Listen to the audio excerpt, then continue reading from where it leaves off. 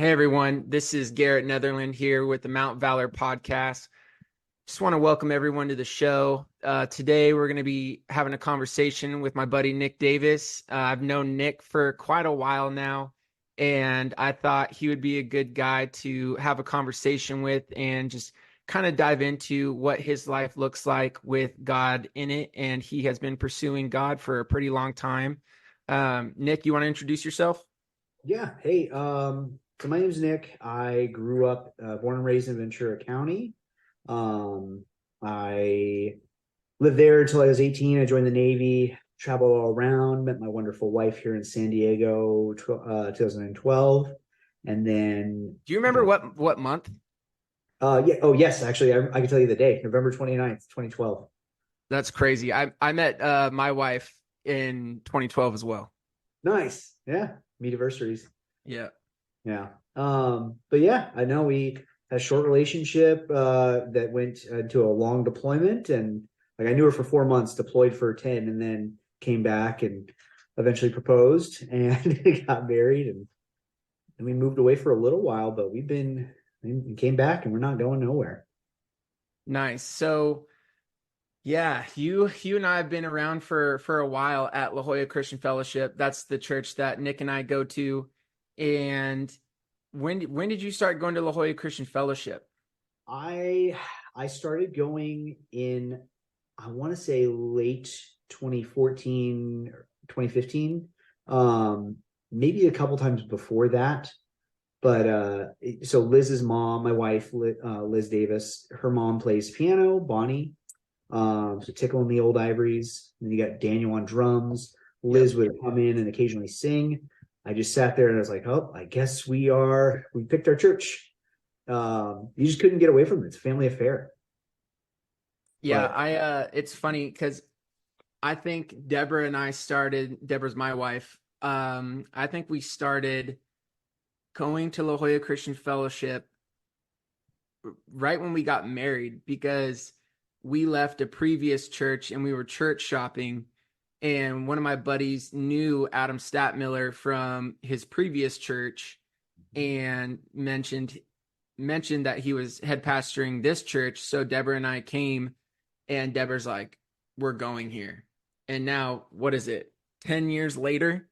a decade later and thriving. Do millennials even stay at churches for over 5 years? I'm not sure. I think we coined the term church shopping. You Yeah. know, Oh, 100%. So tell me a little bit about, when did you actually come to Christ? When did you say, Jesus, I believe in you. You are Lord and King. You died and rose on the third day, and you're my Lord and Savior. early on, my grandparents, all from mom and dad's side, both Catholic. Mom and dad both moved away from that. Dad more agnostic, mom Christian. We had a local church, Camarillo Community Christian Church, and we'd go all the time. At some point, I started to grow up, and I was like, I don't want to do this anymore. And she's like, well, you're going. You can either sit in the pews, you can help out with the audiovisual. And so I volunteered and I did stuff there. But it was sometime around that I was so engrossed in watching church because it was more of a production for me. I started to actually pay attention to when the pastor was saying things, and I wasn't just looking at what he was saying, I was listening a lot more in depthly. And I think it was about 2 years after that, so I might have been a sophomore in high school. I got baptized, and that was a big thing. Fast forward 1 year later, as a junior, my mom got diagnosed with breast cancer. Mm. Um, she ended up passing away, and God and I went on the old outskirts, and I blamed him. I blamed my mom. Probably Mm-hmm. when I joined the Navy, I was running away from a lot. Uh, I went. I got stationed in Japan in 2010, 2012. But during that, it was a big crisis of faith. I I got real low. I even had a suicide ideations. I almost wrote a note. I had a plan. I was like, I was probably a good month away, a couple weeks away, and Mm. God intervened in the form of a little Okinawan lady who was just a blessing in my life. And she said something nice to me once, and that was, I don't know what it was, but it was just this one kind nickname word, and from then on, it was just, I'm back, and I've seen him work miracles and be present in my life. And the more, and it just keeps compounding. I came back to the States. I got the job I wanted in the Navy. I met this wonderful woman. What were you doing in Japan? What was the job you were doing? So I was a hospital corpsman in the Navy, but I was working in the hospital. Hmm. I was everywhere. I was in the ICU. I was on the ambulance. I worked in peds for a little while. I was just trying everything. I was med surge. I was an LPO, leading petty officer, so I was in charge of people. But I got uh, picked up for search and rescue, med tech. So I got to fly in the back of helicopters and transport patients. Probably the coolest job in the Navy. You ask me, Yeah. but Yeah, so no facts. Yeah, that I didn't even think I'd like tear up so early, but that is sad and amazing at the same time. And I think a lot of guys can relate just to that piece of life that didn't go to their plan, right? Like you dive in and you say, I'm gonna have my parents for till I'm, till they're long old and I'm old and they're gonna see their grandkids and all this stuff. And then, God throws you a curveball, especially like as a new believer, right? You're still only like 3 years into this whole Christian thing. And to have your mom go, I mean, I can't even fathom the pain that has to happen to a son. And what was it like? You touched a little bit on suicidal ideation, you touched a little bit on anger, but like really, you know, how long of a process was that, if you remember, like, because it's not like you can just like, oh, I'm just happy now, God, was it a day, where you're like, or do how long was it? uh, man, it from the breakup, you call it that way, the breakup of the relationship I had with God, which I felt like it was pretty good. I did, like, looking back, I'm like, that was an okay childhood relationship with God. I wasn't a full, like, into worship and youth groups, but I was doing good. I was actually reading the Bible here and there. I was actually listening. I was worshiping. But from that breakup to welcoming God back into my life and praising his name, I'd give it a solid 2.5 years, which felt like a moment. Now looking at it, during that time, it was a dark period because there was Yeah. nothing. I was Yeah. alone in Japan. I had no family. I had some great friends, but we were young. I was 21, 22, Yep. and it was get off work hard, get off, go work out, go have alcohol, go get into any kind of shenanigans I could find, and Yep. live it up. Yep. Yeah, I hear that. Yeah, I think today so many people, should say so many guys, this is a guy's podcast, they just struggle. They just get one rock thrown at them and they're just like, okay, God, done. See you later. Can't Yeah. do it no more. You're not real. I'm just gonna go live my own life. You drove for a while. Really appreciate that, but I'm gonna go do me now. But I mean, and you look at it, we've always done that. We're men, we're tough, we're hard. We can do it on our own. We don't need people. We don't need to talk about our feelings. Why do we need God? Why do we need him? If he's not going to help me, I can do it on my own. Yeah. And horrible mentality that we've held on to. But and don't get me wrong, strength is awesome. Being physically, mentally, emotionally, spiritually strong, but that spiritual part, if you're not touching on that, you're not walking with God, you're weak. You're a weak soul. Yeah, and I love that you touched on that, the spiritual, mental, and physical pieces of a man. And I really feel like all three of them kind of intertwine. Because I mean, for me personally, like if I'm not being physical, I'm not going to be able to be mentally ready. And if I'm not mentally ready, then I don't think I can be spiritually ready. And or even the other way around, if I'm not spiritually ready, I can't be mentally ready, and mentally, if I'm not mentally ready, then I can't be physically ready. So kind of jumping in another little corner, like what do you do on a day-to-day basis to be physically ready? Day to day, getting in at least some form of a routine with my kids is now. Like, you're talking now.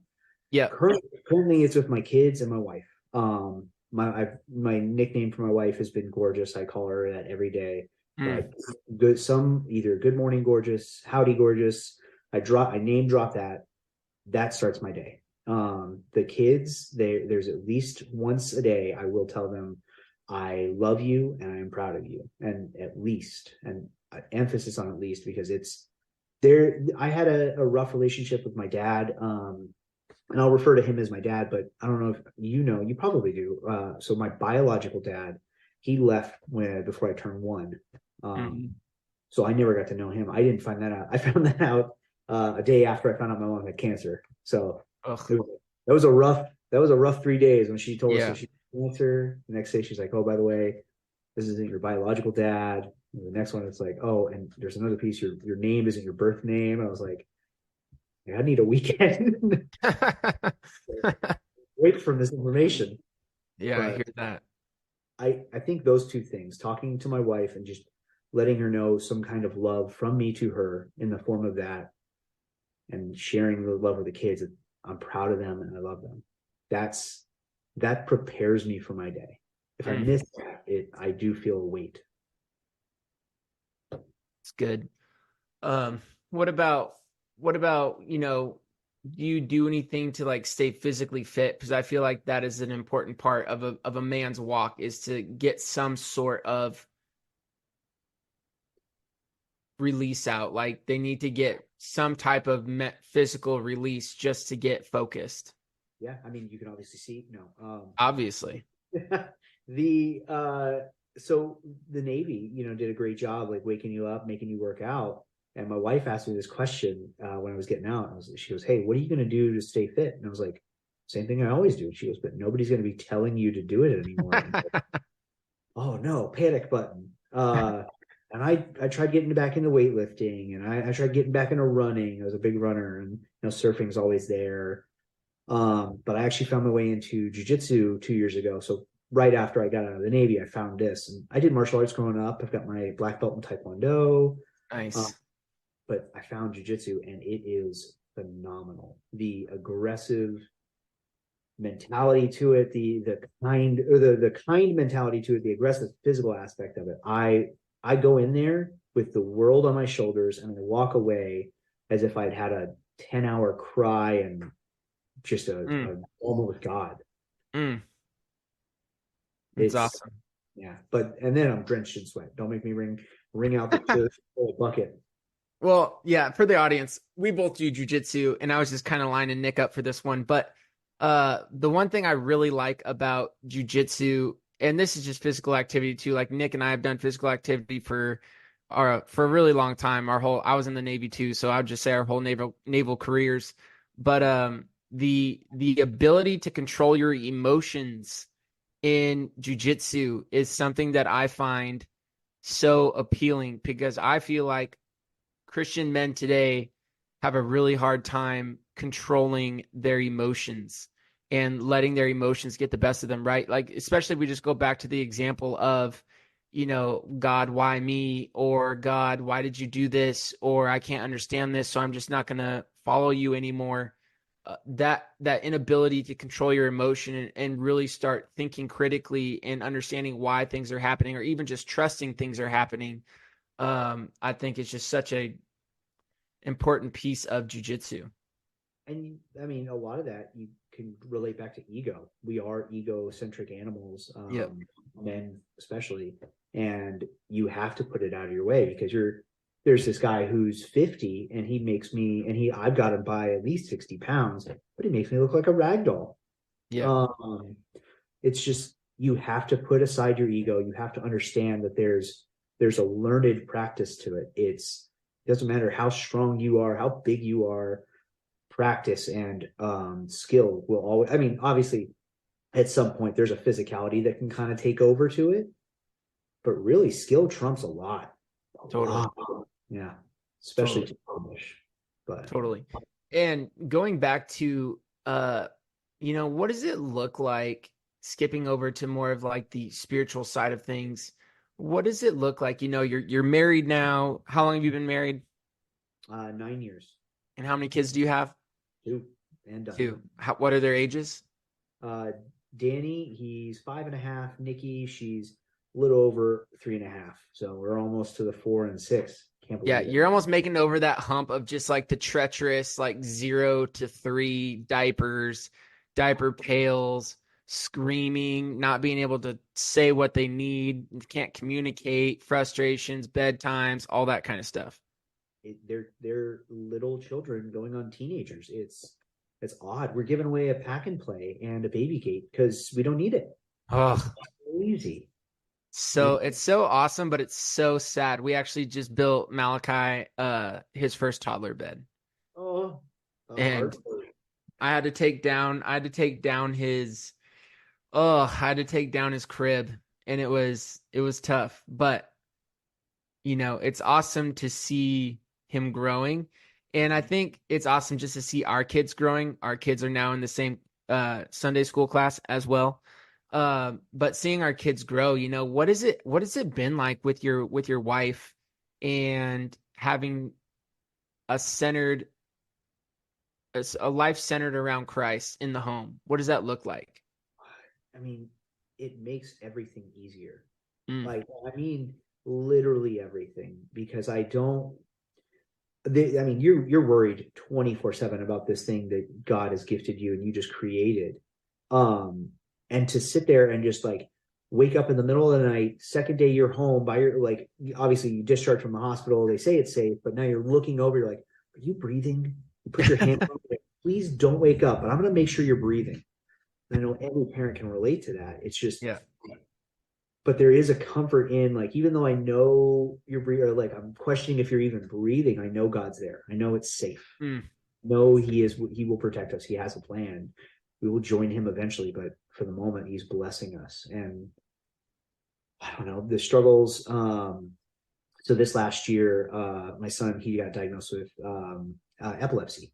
And Mm. he it started with a febrile seizure at 11 months, and then another one when he was 2.5. And it just kind of it's kept going, febrile seizures. And I had them, my mom had them, my grandma had them, so it is hereditary. You can have a Oh wow. couple. I You didn't know just that part. yeah, you grow out of them by the age of like 6 is the recommended like time. We had a plan with the pediatrician. We're like, okay, if he has a fifth, we will go follow up with a neurologist. That was kind of like that was our threshold of like this is no longer just febrile seizures. We had a fifth in the morning at school. Thank God the school looked after him. I mean, he's at St. Paul's Lutheran School, so God-centric place. Mm-hmm. And but then we brought him home, discharged. We're like, we need to see a neurologist. The ER wasn't listening; they weren't taking us seriously. Like, no, he's fine. And we tried to advocate. We were like, okay, we'll let this go. We go home later that night. He has another seizure. We're back to the ER, and I'm just like, and we're sitting there, God, what are you telling us to do? What do we do? And it was a no. We're not taking no for an answer. He filled us with strength, and at one point, my wife was going to jump over the counter and take the nursing assistant down, but Well, and just for audience to know, Nick and his wife are both nurses, so they know what they're talking about. Liz is a nurse. I was a flight medic in the Navy, but in nursing Oh, school, but you are going for your nurse yeah, degree right now, right? yeah, getting there. Not there yet. One day, soon, Nice. God willing. Yeah. But yeah. So I advocated every inch of it, and I wasn't. They were just like trying to get us leave, and I looked at them and I said, "I'm sorry. Go get your boss." The answer is no. I'm Mm. not leaving. You can kick us out. The police can come, cuff me, and take me out of here. But he and I are not leaving until we get either some kind of medicine for this, or we get a doctor or a neurologist follow up tonight, a scan, an X-ray, like a brain scan, something. But it was that moment with God. It's just like we were like, I'm crying on the ground on my knees. He's in bed because I don't know if you know much about seizures, but after there's like this period where it's just like they're asleep, they're tired, their body went through a rough period. Yeah. And I'm just like sitting there. I was like, it is time to step up and to man up, and that's the what I thought of.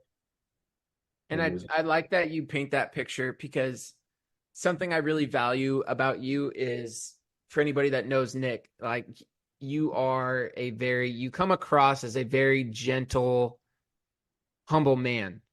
but I have seen you a few times, like when you stand your ground, it's it's almost like you have to take it like a double take because you're just like, Yeah, what did I that? Did you say that?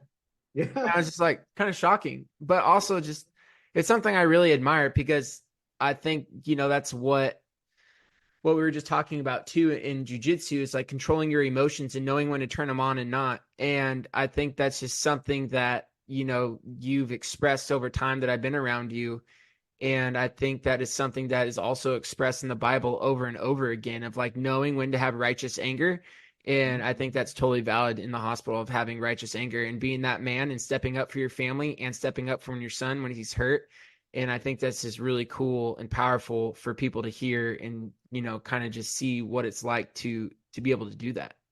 Well, and you said it right. You said it with a perfect verbiage, righteous anger. Are you moving in a direction that would be pleasing to God? Would he thank you for what you've done?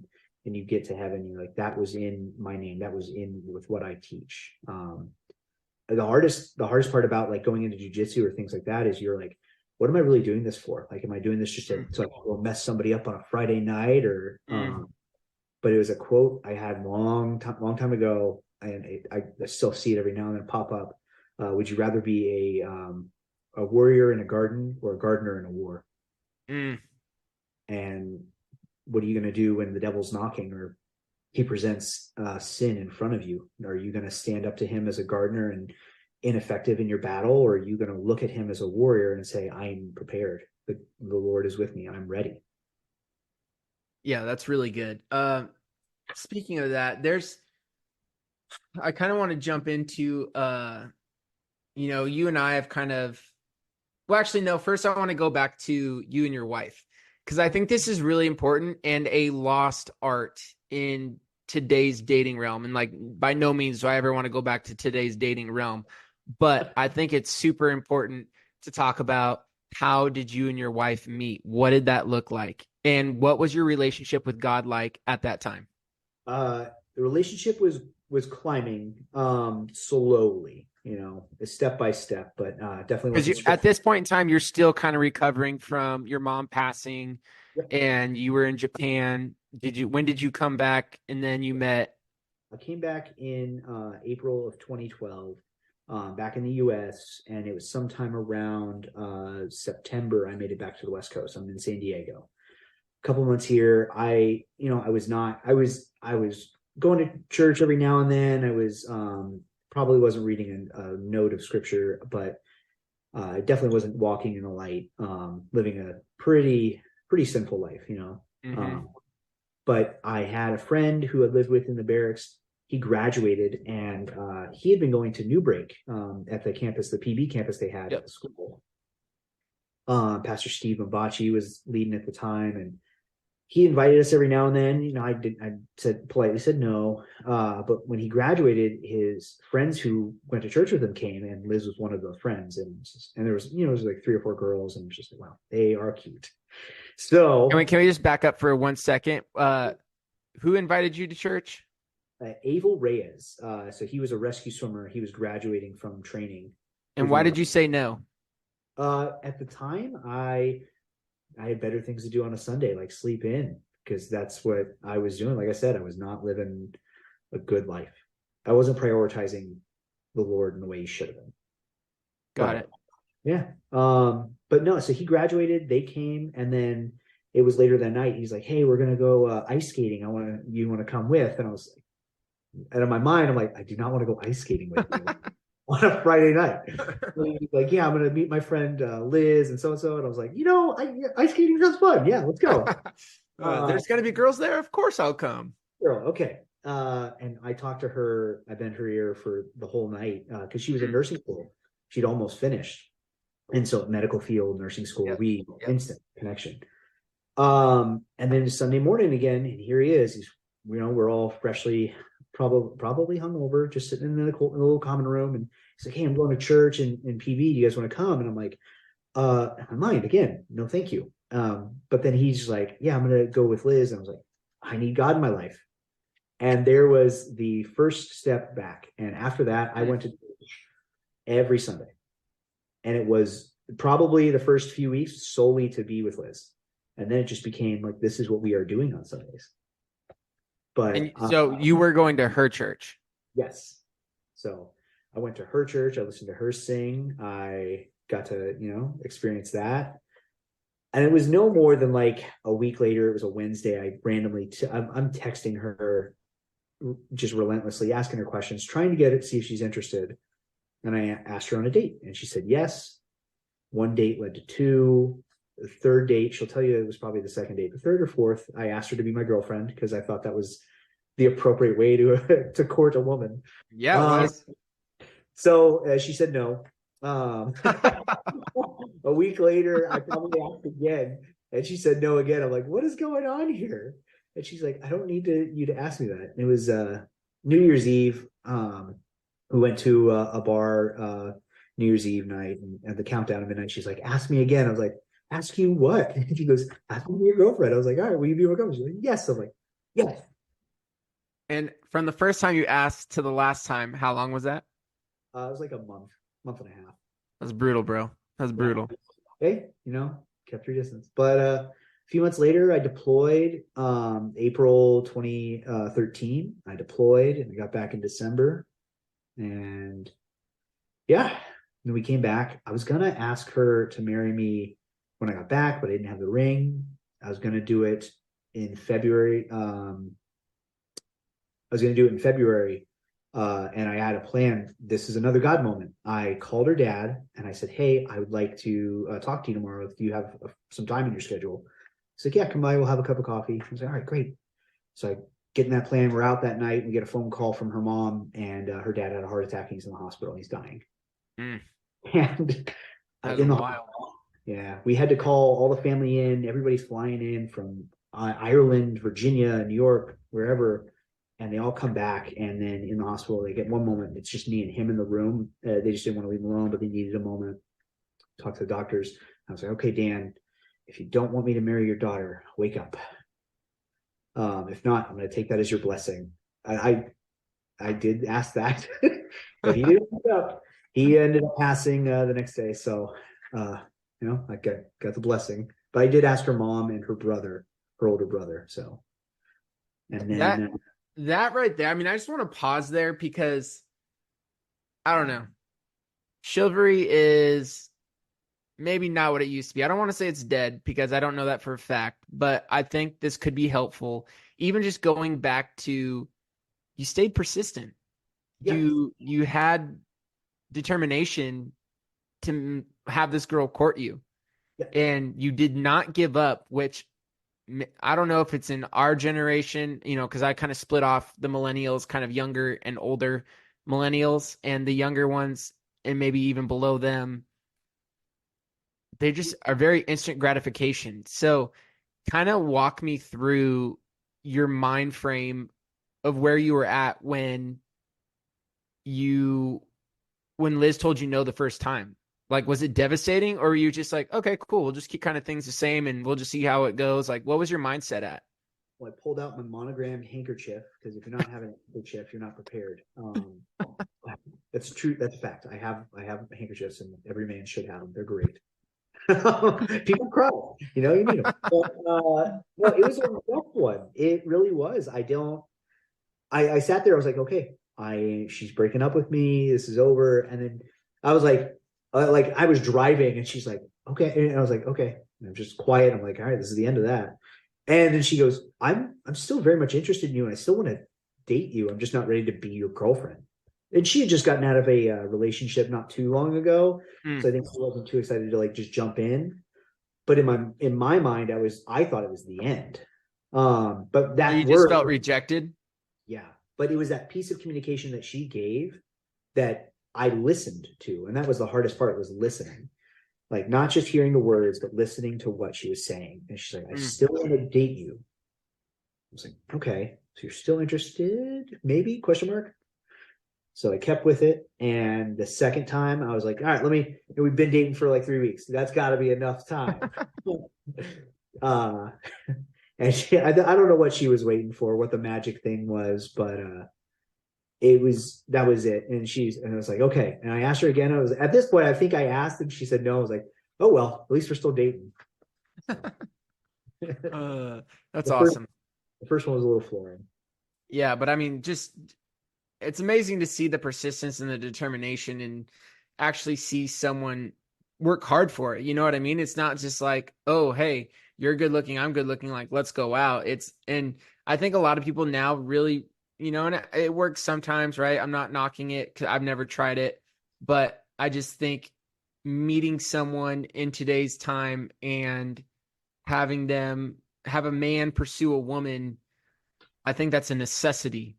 And if a man is not pursuing a woman, I I don't know what the woman should think other than probably this is the man for me. Because if you're not going to pursue her in wanting to date her, I don't know if you're going to pursue her if you guys ever ended up in marriage, right? Like it's just you two get on a dating app, you both see they're attractive, you kind of like what they say, even though half of it's probably not true. And then you jump into marriage and like, yeah, maybe it works out, maybe it doesn't. But I think there's just something about a man pursuing a woman and staying determined is beautiful. It is. And I can't knock the virtual coffee shops, the dating apps. Like I get it. Yeah, There's a lot of that percentage that is not worth it. They're just there to do one thing. sure. Uh, but there are some people there trying, and I think that if you use it right, anything can be an effective tool. Right. Um, but I think the biggest part is communication. If like when early on our relationship, communication was always key. I probably overtalk and overshare, especially with her, especially early on. She knows everything about me. But I think, and even through our deployment, as we sent, when I came back, she had the sign that said how many emails we had sent. It was like somewhere around 1,300. Wow. But that was if we weren't as great about communicating with each other, and at the time it was email mostly, Right. then we were doomed to fail. But that set us up for now. It's like I've never had a problem telling her I was sad. I've never had a problem telling her I was mad. I was happy.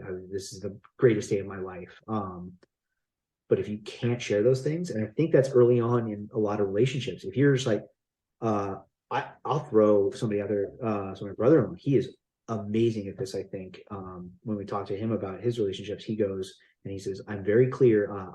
Hey, I had a great time. I'm just not feeling the connection." Or, "Hey, I had a great time, and actually, I could see us going on another date." He's very good at communicating. I look up to him in that way.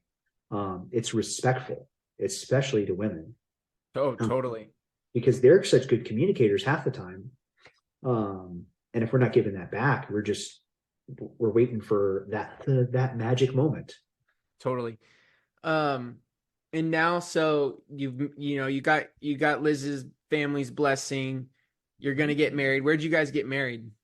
We got married at the OB New Break Church. So a little chapel in OB, and then we had a reception in Point Loma on the Navy sub base. Very Gorgeous. cool. Yeah.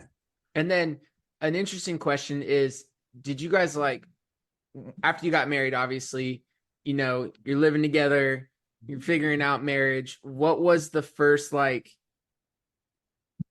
I don't know, like first thought that you guys had when like your first year of marriage? Like, was it hard? Was it easy? Did you think it was going to be something like this? Like, did you have expectations? What was it like? Um, Exceeded expectations, was extremely hard. We worked through debt, her school loans, car loan for me, car loan for her. Mm, We paid for the wedding ourselves. So we did Financial Peace University, the Dave Ramsey course. very cool. Yeah, we worked very hard. We scrimped and saved, and we had some great trips. We had a lot of fun, like little staycations. Just I don't even want to say playing house because we were married. Fun fact: we actually got legally married a few months before because we moved in. Mm-hmm. Um, we moved. I hope I don't get in trouble for sharing this. We moved in seven, and then it was 7 days later we got legally married because her mom was dropping some not so subtle hints, and she's like, "I really wish you guys would just get married. You just go to the courthouse, do whatever." And I was like, "Do you just want to do this?" And that way, it's just like check, it's done, and we're legally Yeah. married, but we're still doing like we only celebrate the church wedding because that's our marriage with God. Yeah. That's But interesting though, because when Deborah and I were like, we weren't living together, we didn't live together before we got married, but there's like this weird like, hey, we're committed to each other. The girl has the ring on her finger. The guy's like, what am I doing? Like, I'm ready to be married. You know, we have like this date, whatever. There's just a really weird dynamic. It's like, I don't know. I don't know the right word, but there's a weird dynamic that happens like right before you get married, and you're just like, should we just move in together? I mean, we're gonna be married, and it, or just wait. But good yeah, on you guys, because I think that is important. I think at the end of the day, you're not supposed to move in together, and you are supposed to get married and then move in together. So like, good on you guys for doing the right thing, because I think that is the right thing, but I don't want to take away from the dynamic of like, it is a hard thing to be in when you're in it, especially when you're young. If you get married below 25, you have no idea what you're doing. And having that and being able to do that, like I didn't get any talks like that when I was younger. and you think about it with what did you say? So like just having that knowledge that this is what we should be doing. But when you ask someone to marry you, when you like you pull that ring out and you're like, hey, will you? That's you're not asking, will you marry me? You're like, will you commit? That's the I do moment to Yeah. me. Like yes, in front of God, that's the commitment, that's the covenant with God, like the holding hands, it's you, me, and God in the middle, and nothing else. Yeah. But when you ask them that question, it should be understood, and that's probably where we lose the disconnect. I mean, even back in the day, divorce was still high, but we lose the idea that if I ask you today, that means forever after. Right. Yeah. And that's a good point, because I mean, there is a big conversation out there where the divorce rate is just as bad in the church as it is in, the non-believer world. You know, is there anything else you would say to the believer of like, hey, you're on the brink of divorce and you're really considering it, and there's nothing other than stubbornness and pride for you guys to fix it? Like, what would you say to that man? Oh, the person staring at a divorce. Yeah. Um, The person wanting the divorce. that's that's hard. I mean, you personally, there's no divorce isn't the option, and I hate saying that because I don't know. I don't. I'm never leaving Liz. She is. And I ask her all the time. I'm like, you sure you're sure you're happy being stuck with me forever? Uh, I got two good reasons upstairs sleeping that we are committed. More than that. Facts. Well, okay. So that's a big thing. I mean, obviously, number one is like, you just can't leave. I mean, obviously, I think it gets a little stronger of a conversation when there might be, you know, domestic violence, and when it gets stuff like that, I think it's a different conversation. But I'm just talking, the conversation I'm talking about is when two human beings who have kids are being stubborn, are being prideful, and not bending towards each other, not wanting to meet in the middle, and dealing with something like that. That is so difficult. But then when you have kids in the mix too, I think, and coming from a divorced family, I come from a divorced family, it jacks them up. And I just think that, and God is so big, so powerful. And I think even our generation, right? Like, even between the baby boomers and the millennials, there's this huge gap of where we just don't even understand the power of God. And we just put him in this box of like, he's a genie. Like, we just say, Dear Lord, please bless me with whatever, and amen. And then if that doesn't happen, then we're like, ugh. But the baby boomers are just, they have such a deeper sense. I mean, even at our church, right? At La Jolla Christian Fellowship, I feel I'm so thankful that it's a multi-generational church, because I always have someone to go talk to if I don't know what I'm doing, or I see someone that I want a life of. I will go talk to that man and just ask him how he did it, and the stories he has about God and his faith and maturity is mind blowing. Yeah, and I think the only advice I could give would be how much counseling have you had? Because if you're Mm, not like counseling is an amazing tool, especially a God-centric counseling. yep. The LMFTs, the licensed marriage family therapist, the church has them. There's always someone there talking to you, and if you're not consistently every single day in every moment, how is this? Would this be pleasing to God? Would this be pleasing for my marriage? Not to look at the marriage as if it's over, but to say, how can I get back? Because at one point you were happy. At Yep. one point you were in love. So something changed, whether it was the man, whether it was the wife, but if something did change, I think it's just you two coming together. Space. Some people say they need space. I hate space. When Liz and I get in our little tiffs, it I cling. I'm the talker. She's like, okay, Right. can we pause the conversation? I'm like, You are the pursuer. I am. Come forth and let's converse. Uh, And yeah, I love that. I love that you mentioned counseling because I feel like that is a more accepted thing now. And obviously, we're talking about Christian counseling. We're not talking about someone who doesn't know Jesus, but I think someone who understands the Bible, who understands the Trinity, who understands, what it means to be a Christian, and then on top of that, have the methodology learned in school from a licensed family marriage therapist is crucial. I've been a part of that. Nick's been a part of that, and having that in our corner is so freaking helpful. I couldn't explain. I don't think I would be married today without that piece in my corner. It just I don't think it would be real for me. yeah. Counseling is probably, I mean, we still reference it. I want to say it was like a month ago. We referenced something that we had in our, technically it was post legal wedding Yeah. but it was pre-marriage counseling and we did it. It was an 8-week thing. It was absolutely phenomenal, sponsored by New Break. And she was the most helpful person. I don't know if I'm going to say this. You might get in trouble for it later, but she asked us, all right, next time you guys come, we're going to talk about sex. And we walk Mm, in and she goes, how do you all feel about, and she said something very explicit.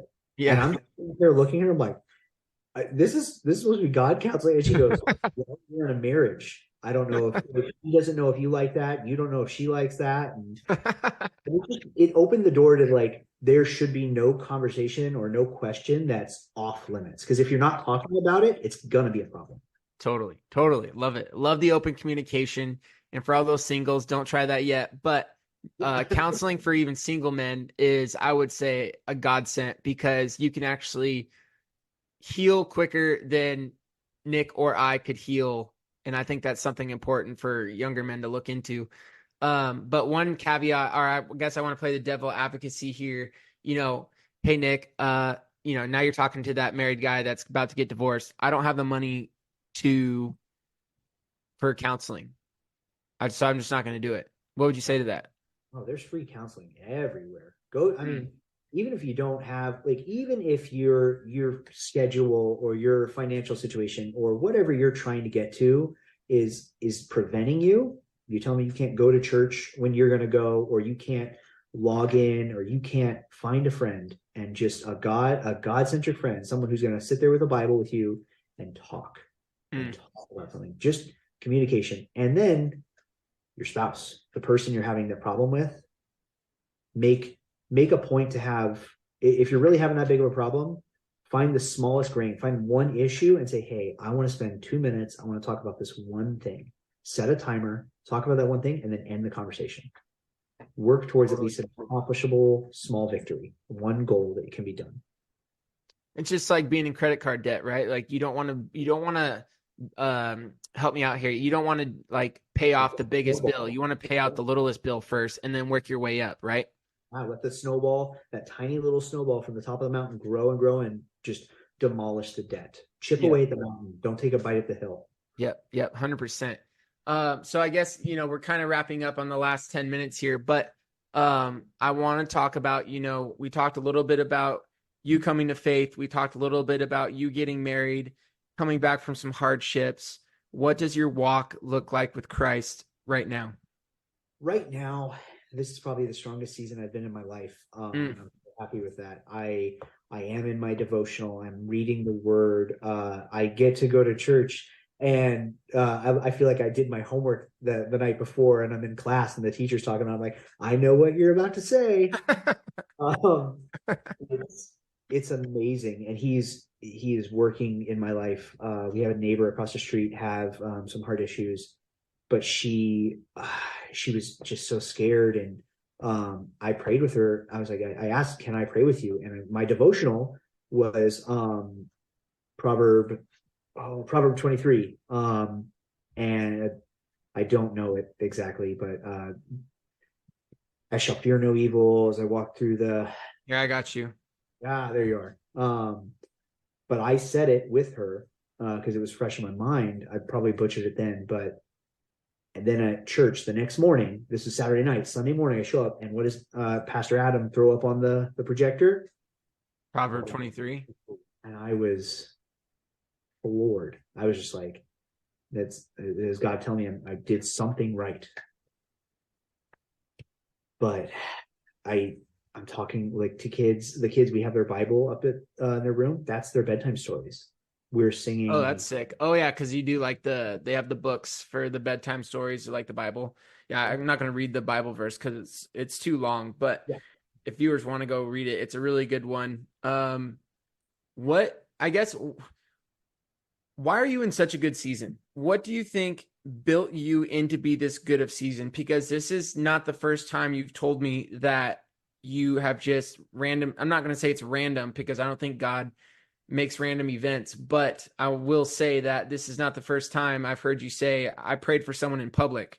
So, what has kind of built you up into this man of prayer, of devotion, of reading your word, of going to church, on a regular basis? What's built you into that? Every time he has shown me some glimpse of goodness in my life, I take a step forward towards it. I chase it. I grab it, and then in front of me is two more glimpses and three more and four more. He is just every time something good in my life has been happening, it's been exponentially growing, and I doubling over, and I'm just sitting here, and I want more. It's no longer I'm checking off today. I read my devotional. Check. No, I want to read. I Facts. I turned on the worship station because I want to hear it. I want to be in that light. I prayed with someone because I wanted them to feel better in a way that I'm feeling. I I teach my kids like I don't ask them, hey, was that the right thing? I ask, hey, what would God want you to do here? And Mm, it's just that want to talk that way. I told you, I said it. I surround myself with people at church because these are good men, these are good fathers, these are good women, mothers. They talk like they love God, that they have God right with them, and I want to do that, and I want that, so I'm striving for it, and it's feeling better and better every second of every day. and the last thing I'll ask is, so you see it, right? You see it. I'm really trying to get applicable here. You Sure. saw what other people were doing. You felt what God was doing in your heart. How do you act on that? Is it just a choice, or is it a series of events that happens over time that and you end up actually doing the thing that now you're doing? I mean, he has a plan for us, and he's given us free power or free will, and I think it is taking that moment and just saying, I can follow in the path you've laid for me. I can put my faith in you completely, and he can make my path straight. Mm, And I'm doing that, and I think it is a choice. I think I get to make that choice. I don't have to. I get to every single day, and it's a amen. blessing. Amen. Amen. Yeah. Yeah. Hey, Nick, I really appreciate you being on here, brother. Nick's a really good guy. He's been a friend of mine for a really long time, and hope you guys enjoyed this episode. And again, this is the Mount Valor podcast with La Jolla Christian Fellowship, and you guys have a good one. See ya. Thank you.